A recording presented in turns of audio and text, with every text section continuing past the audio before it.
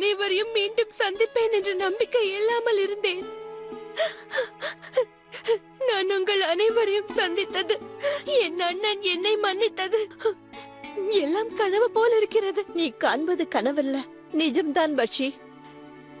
நீ என்னை மன்னித்து விடம்மா. இந்த நிலைமையில் நான் உன்னுடன் தான் இருந்திருக்க வேண்டும். விஷயம் தெரிந்தவுடன் நான் வந்திருக்க வேண்டும். ஆனால் நம் நாட்டின் சட்டத்திற்கு முன்பாக நான் இயலாதவளாகிவிட்டேன். நம் ஜோதாவின் முயற்சியின் காரணமாகத்தான் ஜலால் உன்னை மன்னித்து விட்டான். நாங்கள் அனைவருமே எங்கள் நம்பிக்கையை இழந்திருந்தோம். உண்மைதான் பக்ஷிபானு. உன்னை இங்கே மறுபடியும் பார்ப்பதில் எவ்வளவு சந்தோஷமாக இருக்கிறது, அதை கூறவே முடியாது. நீ தாயாக போகிறாய். வாழ்த்துக்கள். என்னுடைய தரப்பிலும் வாழ்த்துக்களை ஏற்றுக்கொள் பக்ஷிபானு. உண்மையில் பேகம் ஜோதாவிற்குத்தான் நன்றி சொல்ல வேண்டும். ஏனெனில் அவர் எவ்வாறான செயலை செய்திருக்கிறார் என்றால் யாரும் செய்ய முடியாத காரியத்தை. வாழ்த்துக்கள் பேகம் ஜோதா. இது அழவேண்டிய நேரமல்ல, மகிழ்ச்சியாக இருக்க வேண்டும். ஆம் பக்ஷிபானு, சலீமா பேகம் எப்பொழுதுமே நல்ல ஆலோசனையை வழங்குவார். நான் எவ்வளவு மகிழ்ச்சியாக இருக்கிறேன் என்பதை கூற என்னிடம் வார்த்தையே இல்லை. இன்று உங்கள் முன்னால் நான் நிற்பதற்கு காரணம் என்னுடைய அதிர்ஷ்டம் என்றே தோன்றுகிறது.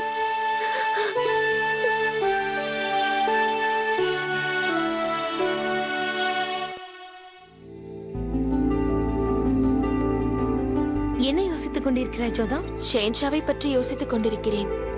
சில நேரங்களில் ஷெஹன்ஷாவை புரிந்து கொள்வது கடினமாக இருக்கிறதல்லவா? ஏன் அவ்வாறு கூறுகிறாய்? அவர் மனம் என்ன ஆலோசிக்கும் என்பதை பற்றி. அவர் தங்கை விஷயத்தையே எடுத்துக்கொள்ளேன். தன் சகோதரி மீது அளவு கடந்த அன்பு வைத்திருக்கிறார். ஆனால் ஒரே ஒரு தவறு செய்ததற்காக எவ்வாறு தண்டித்து விட்டார் என்று பாரேன். தீர்ப்பை ஒருதலை பட்சமாக அவர் வழங்குவதே இல்லை. உணர்வுகளை எவ்வாறு அவரால் கட்டுப்படுத்த முடிகிறதோ, தீர்ப்பு வழங்க வேண்டும் என்று வந்தவுடன் ஜாதி, மதம், உணர்வுகள், பந்த பாசம் எதையும் அவர் பார்ப்பதில்லை. நீ கூறியது உண்மைதான் ஜோதா.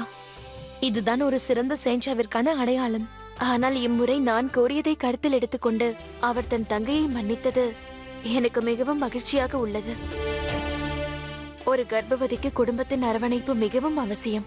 அதோடு இன்னொன்றும் மிக தெளிவாக தெரிந்துவிட்டது. பார்ப்பதற்கு ஷெஹன்ஷா கடுமையாக இருந்தாலும் அவர் மனதில் ஏதோ ஒரு ஓரத்தில் இரக்கம் இருக்கத்தான் செய்கிறது. பெரிய விஷயத்தை ஏற்கும் மனது சில நேரங்களில் சிறியதை ஏற்காது. அவர் மனதில் என்ன நினைக்கிறார், உண்மையிலேயே அவரை பற்றி புரிந்து கொள்ள முடியவில்லை. அறிவாயா மோதி, கனவிலும் அவர் பிடிவாதம் பிடித்திருக்கிறார்.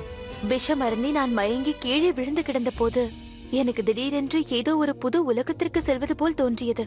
என்னுடைய உயிர் பெரியும் தருவாயில் இருந்தது. அப்பொழுது அங்கே ஷெஹன்ஷா வந்தார். என் கையை பற்றி கொண்டு என்னை அவர் தடுத்து விட்டார். உண்மையா ஜோதா? ஆம். என்னை செல்ல அனுமதியுங்கள் என்று எவ்வளவோ கூறினேன். ஆனால் அவர் என் பேச்சை கேட்கவே இல்லை. தாய் அம்பிகையே, கனவில் கூட யாராவது இப்படி பிடிவாதம் பிடிப்பார்களா என்ன? என்னால் நம்பவே முடியவில்லை. அங்கே கூட அவர் என்னை பார்த்து கட்டளையிட்டார். நீங்கள் செல்லக்கூடாது என்றார். பிறகு அவர் என் கரங்களை பற்றிக் கொண்டார். எனக்கு சுயநினைவு திரும்பியது. அப்பொழுதும் அவர் என் கரங்களை பற்றியபடியே இருந்தார். மோதி, என்ன செய்கிறாய்?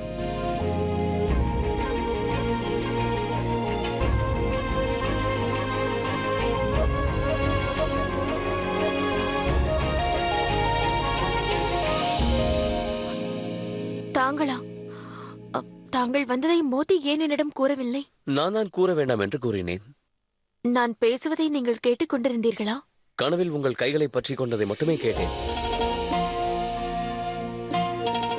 ஷெஹன்ஷா இப்படி ஒருவருக்கு தெரியாமல் அவருடைய பேச்சை கேட்பது நல்ல விஷயமல்ல. நான் வேண்டுமென்று செய்யவில்லை ஜோதா பேகம். நான் வரும்போது தாங்கள் பேசிக் கொண்டிருந்தீர்கள். அது மட்டுமல்லாமல் நான் இங்கே வரக்கூடாது என்று தாங்கள் கூற முடியாதல்லவா? ஏனென்றால் இந்த இடத்தை நான் தான் எனது பேகத்திற்கு அளித்திருக்கிறேன். ஆம், இருப்பினும் நான் பேசுவதை நீங்கள் கேட்டிருக்க கூடாது. ஆம், அதுவும் உண்மைதான். தாங்கள் என்னை பற்றி பேசவில்லை என்றால் என்னை பற்றி பேசிக் கொண்டிருக்கும் போது அதை அறிந்து கொள்ள எனக்கு முழு உரிமை இருக்கிறதல்லவா? இல்லை, அது என்னுடைய தனிப்பட்ட பேச்சு. வேடிக்கையாக இருக்கிறது ஜோதா பேகம். உங்கள் தனிப்பட்ட எண்ணங்களை உங்கள் தோழியிடம் கூறுவீர்களானால் கணவரிடம் கூற மாட்டீர்கள்.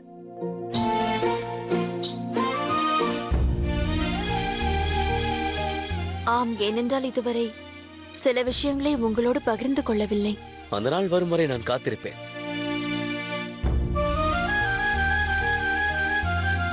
சரி, விடை கொடுங்கள், நான் சென்று வருகிறேன். பார்த்து, ஷேன்ஷா, என்ன இது? உங்களுக்கு பொறுமை என்பதே கிடையாதா ஷேன்ஷா?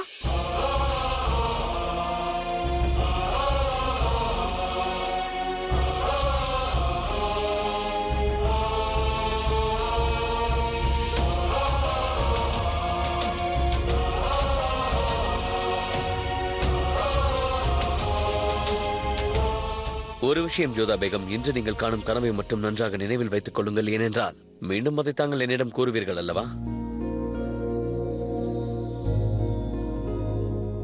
நான் சென்று வருகிறேன் ஜோதா பேகம்.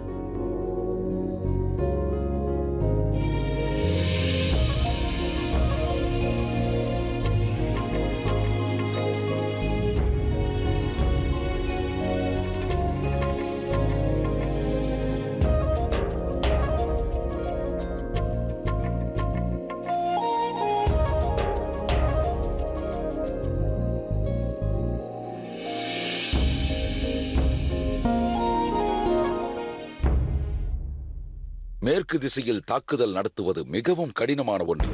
ஏனெனில் அவர்களது சேனைகள் இங்குதான் சூழ்ந்துள்ளனர். சரியாக கூறினீர்கள் சர்தார் ஜெகத்சிங். நாம் இருபுறத்திலிருந்தும் தாக்குதல் நடத்த வேண்டும். வடக்கு பகுதியில் இருக்கும் அவருடைய சேனைகளுக்கு தெற்கு பகுதிக்கு செல்ல வேண்டும் என்று தோன்றக்கூடாது. ஆகையால் நாம் பலமாக தாக்குதல் நடத்த வேண்டும். இவர்களை நாம் இங்கேயே நிறுத்திவிட்டால் தெற்கு பகுதியில் இருக்கும் பாதுகாப்பு தளர்ந்துவிடும். அது நம்முடைய வெற்றி வாய்ப்புகளை அதிகரிக்கும். திட்டம் மிக அருமையான திட்டம் சுஜாமல் அவர்களே. ஆனால் நமது சேனைகளின் அளவோ அவர்களது சேனைகளின் அளவை விட மிக குறைவு. ஆம், குறைவுதான். மேவாடின் முகலாயர்களின் சேனைகளின் பலம் 8000. அதே நம்முடைய சேனைகளின் பலம் 5000. மேவாடின் முகலாயர்களின் சேனை கோட்டையை காக்கத்தான் போராடும். ஆனால் நமது சேனைகள் ராஜபுத்திரர்களின் கௌரவத்திற்காகவும் மானத்திற்காகவும் போராடும். ஆகையால் நம்முடைய ஒவ்வொரு வீரனும் அவர்களுடைய 10 வீரனுக்கு சமம். அதனால் நம்முடைய மொத்த சேனைகளின் கணக்கு 50,000. அதனால் 8000த்திற்கும் 50,000த்திற்கும் பெரிய வித்தியாசம் உள்ளது. நாளை கிழக்கில் கதிரவன் உதிக்கும் பொழுது நமது படைகள் மேவாட்டை தாக்கும். தாய் அம்பிகை! தாய் அம்பிகை! தாய் அம்பிகை! வெற்றி உண்டாகட்டும். ஜோதா பேகத்திடமிருந்து தங்களுக்கு செய்தி வந்திருக்கிறது. செய்தி கொண்டு வந்தவனை உடனே உள்ளே வர சொல். உத்தரவு.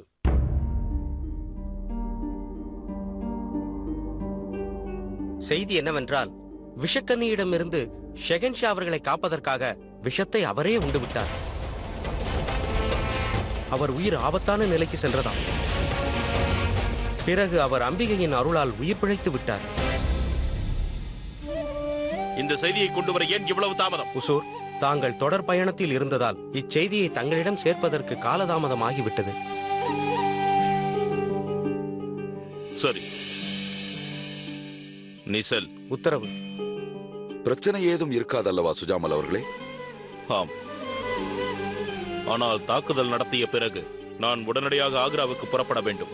அங்கு சென்று நான் ஜோதாவை சந்தித்தே ஆக வேண்டும். என்னை மன்னிக்க வேண்டும் அரசே. தாங்கள் ஆக்ராவிற்கு செல்வது உச்சிதமாக இருக்காது. குமாரி ஜோதா ஷெகன்ஷாவை மனம் புரிந்து கொண்டதால் ராஜபுத்திரர்களுக்கே அவர் எதிரியாகிவிட்டார். அதோடு இந்த ஆக்கிரமிப்பிற்கு பிறகு முகலாய வம்சத்திற்கே நாம் எதிரியாகி விடுவோம். ஆகவே தாங்கள் ஆக்ராவிற்கு செல்வது... அவர்கள் விரோதத்தை வளர்த்துக் கொள்ளட்டும். ஆனால் ஜோதாவுடைய அண்ணனாக என்னுடைய கடமையை நிச்சயம் நிறைவேற்றுவேன். ஜோதாவை நான் ஒருமுறை பார்க்கும் வரை என் மனதிற்கு நிம்மதி கிட்டாது.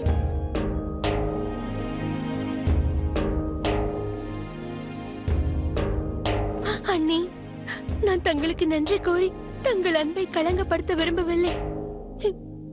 எனக்கு அனைத்தும் கிட்டிவிட்டது. ஆனால் ஒன்றை தவிர, என் கணவரும் என் அருகில் இருந்திருந்தால். ஆனால் அவர் செய்த குற்றத்திற்கு மன்னிப்பு கிடைப்பது என்பது இயலாத காரியம் என்று எனக்கு தெரியும். ஒவ்வொரு இரவும் முடிந்த பிறகு சூரியன் கிழக்கில் உதிப்பான் பக்ஷிபானு. கவலைப்படாமல் இரு, நாங்கள் எல்லோரும் முன்னோடு இருக்கிறோம். இன்று நாம் அனைவரும் சேர்ந்து பக்ஷிபானுவின் விசேஷத்தை கொண்டாடுவோம். வாருங்கள், இப்போது நாம் புறப்படலாம். நான் உனக்கு அத்தை ஆயிற்றே, விசேஷத்திற்கு நான் நிறைய ஏற்பாடுகளை செய்தாக வேண்டுமே. பக்ஷிபானு, நானும் செல்கிறேன். நீ நன்கு ஓய்வெடுத்துக்கொள். இன்னொரு விஷயம், இனிமேல் அழக்கூடாது, சந்தோஷமாக இருக்க வேண்டும். கர்ப்ப காலத்தில் ஒரு தாயின் மனது எப்படி இருக்கின்றதோ அதன் பிரதிபலிப்பு குழந்தை மேல் தெரியும் என்பார்கள். அதனால் நீ நிம்மதியாக இருப்பதற்கு முயற்சி செய். ஆம் பக்ஷிபானு, இவ்வாறு நீ அழுது கொண்டிருந்தால் குழந்தை பிறந்த பிறகு மிகவும் அழுவானாம், இருளை கண்டு பயப்படுவானாம். எனவே நீ எப்பொழுதும் அழாமல் சிரித்துக் கொண்டே இருக்க வேண்டும். இப்பொழுது மகிழ்ச்சி திரும்பிவிட்டது. அதன் ஆரம்பம் ஆனந்தமாக இருக்க வேண்டும். பக்ஷிபானுவின் குழந்தையை நாம் அனைவரும் ஆனந்தமாக வரவேற்போம். அதை நாம் அனைவரும் கொண்டாடுவோம்.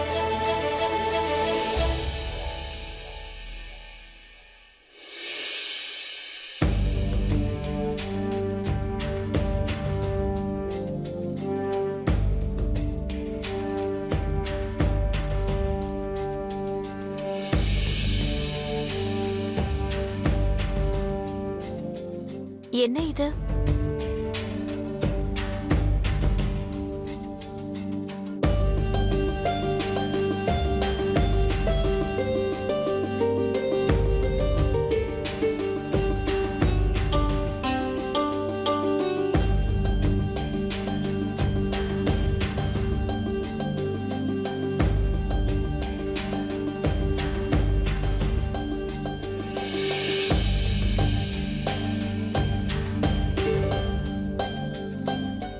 இதெல்லாம் என்ன? பார்ப்பதற்கு சதுரங்கம் போல் இருக்கிறது.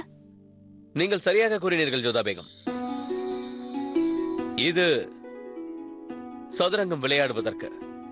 இங்க இருக்கும் நபர்கள் காய்களுக்கு பதிலாக மனிதர்கள். என்ன எப்படி இருக்கிறது? மனிதர்களை பகடக்காயாக விளையாடுவது வினோதமாக இருக்கிறது ஷென்ஷா. சரி, இதை யார் விளையாடுவார்கள்?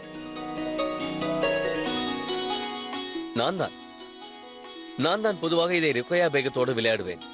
இன்றும் அதற்காகத்தான் நான் வந்தேன். ஆனால் இதுவரை அவர் வராததால் தாங்கள் என்னோட சதுரங்கம் விளையாடுகிறீர்களா? சரி ஷென்ஷா, ஆனால் காய்கள் பெரிதாக உள்ளது. இதை எவ்வாறு நான் நகற்றுவேன்? அதுதான் சிறப்பு ஜோதா பேகம். இந்த விளையாட்டில் காய்கள் நம் கட்டளைப்படி நகரும். ஹோஷியார், ஹோஷியார், எங்கே சென்றாள்? கூறுங்கள் பேகம் சாஹிபா. ஹோஷியார், நான் செஹின்ஷாவுடன் விளையாட செல்ல வேண்டும். ஆனால் இந்த காலணி எனது உடைக்கு ஏற்ற மாதிரி இல்லை. நான் வேறு காலணிகளை எடுத்து வருகிறேன். சீக்கிரம் எடுத்து வா. ஷெஹின்ஷா எனக்காக இப்பொழுது காத்துக் கொண்டிருப்பார். விரைவாக வா. அன்னம் போல் நடந்து கொண்டு. இந்தார்கள் சாஹிபா. இப்பொழுதெல்லாம் இந்த அந்தப்புறம் உனக்கு பிடிக்கவில்லை போலிருக்கிறது. நீ மிகவும் சோம்பேறியாகிவிட்டாய். அப்படி கூறாதீர்கள் உசோர். நான் உங்கள் அடிமையாவேன். இந்த அடிமையை உங்கள் நிழலில் வாழ வையுங்கள். போதும், உன் நாடக வசனங்களை நிறுத்திவிட்டு புறப்படு.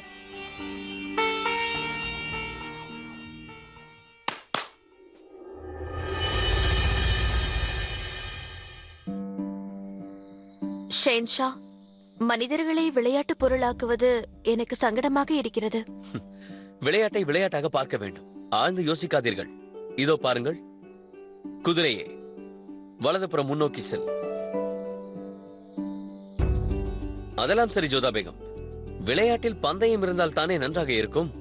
இந்த விளையாட்டில் தாங்கள் வென்றுவிட்டால் நீங்கள் வேண்டுவதை நான் தருகிறேன். பயப்பட வேண்டாம் ஜோதா பேகம். நீங்கள் இந்த விளையாட்டை ஷெஹன்ஷாவோடு தான் விளையாடுகிறீர்கள். முதலில் விளையாட்டை ஆரம்பிப்போம். பிறகு ஜெயித்தவருக்கு என்ன தரலாம் என்று இறுதியாக நாம் யோசித்துக் கொள்வோமே. இப்போது உங்கள் முறை, ஆரம்பியுங்கள். சரி, ஒரு விஷயத்தை நன்றாக ஞாபகம் வைத்துக்கொள். நான் உள்ளே சென்றதும் யாரும் உள்ளே வர அனுமதிக்காதே. சரி, இன்று நான் ஷெஹன்ஷாவோடு வெகு நேரம் விளையாட வேண்டும் என்று ஆசைப்படுகிறேன். வெகு நாட்கள் ஆகிவிட்டது. நான் அவரை மீண்டும் மீண்டும் தோற்கடிப்பேன் பார். இதில் என்ன புதுமை இருக்கிறது ஷாயிபா? ஷெஹன்ஷா அவர்கள் உங்களிடம் தோற்பது ஒன்றும் புதிதில்லையே. சிப்பாய், முன்னோக்கி செல். ஒரு விஷயம் ஜோதா பேகம், நான் ருக்கையாவோடு எப்போதும் தோற்றுதான் போவேன். ஆனால் தாங்களோ அவரையே தோற்கடித்தவர். எனக்கு என்ன தோன்றுகிறது என்றால் இந்த விளையாட்டு சற்று கடினமாகத்தான் இருக்கும். விளையாட்டில் வெற்றி தோல்வி என்பது பொதுவான விஷயம். முக்கியமானது நாம் அதை சந்தோஷமாக விளையாட வேண்டும். வெற்றி தோல்வியை நாம் புன்னகையோடு ஏற்றுக்கொள்ள வேண்டும். மிகவும் அற்புதம்.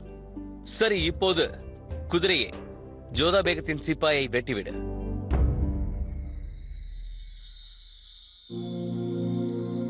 பாருங்கள், உங்கள் சிப்பாய் வெட்டப்பட்டு விட்டார். இதை நான் ஏற்றுக்கொள்ள மாட்டேன். என்னிடம் பேசிக்கொண்டு சிப்பாயை இப்படி செய்து விட்டீர்கள். இவ்விதமாக விளையாடுவதில் எனக்கு அனுபவமும் இல்லை. யார் எங்க இருக்கிறார்கள் என்றும் எனக்கு புரியவில்லை. வெற்றியையும் தோல்வியையும் நாம் சந்தோஷமாக ஏற்றுக்கொள்ள வேண்டும் என்று தாங்கள் இப்போதுதானே கூறினீர்கள். பிறகு ஏன் புகார் கூறுகிறீர்கள்? சிப்பாய், முன்னோக்கி செல்.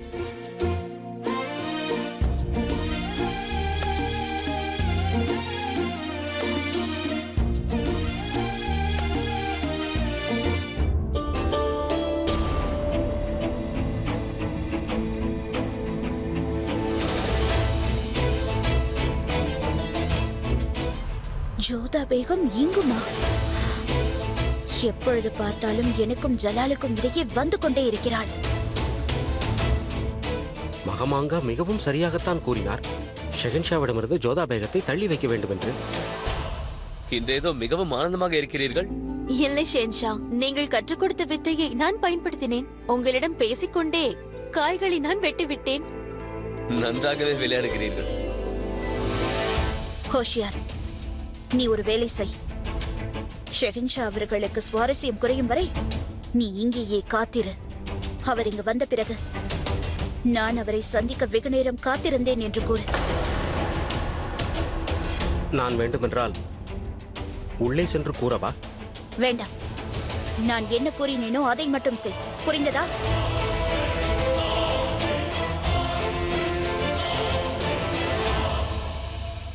உனது லீலைகள் விந்தையாக இருக்கிறது. ஜோதா பேகம் நிதானத்திற்கு வந்ததிலிருந்து ருக்கையா பேகம் நிதானத்தை இழந்து விட்டாரே. மந்திரி, இடதுபுறம் 4 அடிகள் குறுக்காகச் செல்.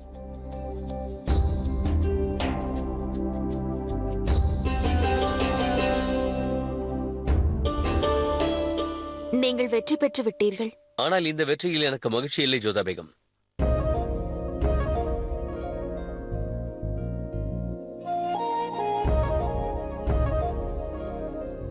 நீங்கள் வேண்டுமென்றே தோல்வி அடைந்தீர்கள்.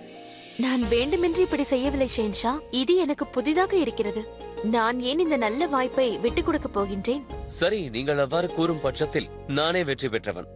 பந்தயத்தின் அடிப்படையில் இப்போது உங்களிடம் நான் ஒன்றை கேட்கிறேன்.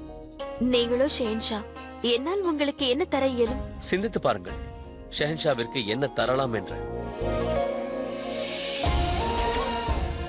சரி ஷென்ஷா, நான் தரப்போகும் பரிசால் தாங்கள் இன்னும் மிக சிறந்த ஷென்ஷாவாக மனிதராக மாறப்போகிறீர்கள். அதனால் உங்கள் பிரஜைகள் உங்களை மிகவும் நேசிப்பார்கள். அனைவரும் செல்லுங்கள்.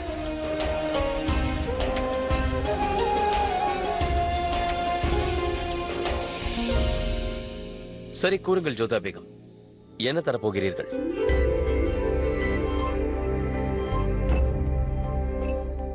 எப்படிப்பட்ட பரிசென்றால் என்னிடமிருந்து பெற முடியாது. பக்ஷி பானுவிற்கு தரப்போகிறீர்கள். அதுவும் இன்று அவளுக்கு நடக்கும் விசேஷத்தில் தர வேண்டும். விந்தையாக இருக்கிறது ஜோதா பேகம். தோற்ற பிறகும் என்னை உங்கள் பேச்சை கேட்க வைத்து நினைத்ததை சாதிக்கிறீர்கள். சரி, கூறுங்கள், பக்ஷிபானுவிற்கு நான் என்ன பரிசு தர வேண்டும்? அவள் மறக்க முடியாதபடி ஒரு பரிசை நீங்கள் தர வேண்டும். நீங்கள் அவள் மீது வைத்திருக்கும் பாசம் அவளுக்கு புரிய வேண்டும். அவள் பார்வையில் நீங்கள் இமயத்தை விடவும் உயரமாக தெரிய வேண்டும். ஜோதா பேகம், புதிர்களை ரஹீம் சொல்லி கேட்கும் போது நன்றாக இருக்கும். சரி, கூறுங்கள், பக்ஷிபானுவிற்கு நான் என்ன பரிசு தர வேண்டும்? பக்ஷிபானுவின் கணவர் ஷெரீஃபுதீன் அவர்களே.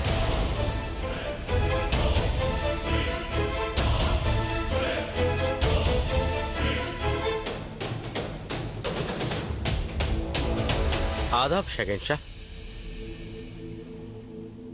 என்ன இங்கே? ஆம், ருக்கையா பேகம் எங்கே? அவருக்காக நான் காத்துக் கொண்டிருக்கிறேன். வந்திருந்தார் உசூர். நீங்கள் வேறு வேலையில் இருந்ததால் அவர் சென்று விட்டார். உங்களுக்காக ஒரு தகவலை விட்டு சென்றார். அது என்ன தகவல் என்பது எனக்கு தெரியும். என்னை சந்திக்க விரும்பியிருப்பார். நான் இப்போது அவரை பார்க்கத்தான் செல்கிறேன். ஒவ்வொரு முறையும் எனக்கும் ஜலாலுக்கும் இடையே அந்த ஜோதா பேகம், என்னால் இவற்றை எல்லாம் பொறுத்து கொள்ள முடியவில்லை. நிச்சயம் இதற்காக ஏதேனும் செய்தாக வேண்டும்.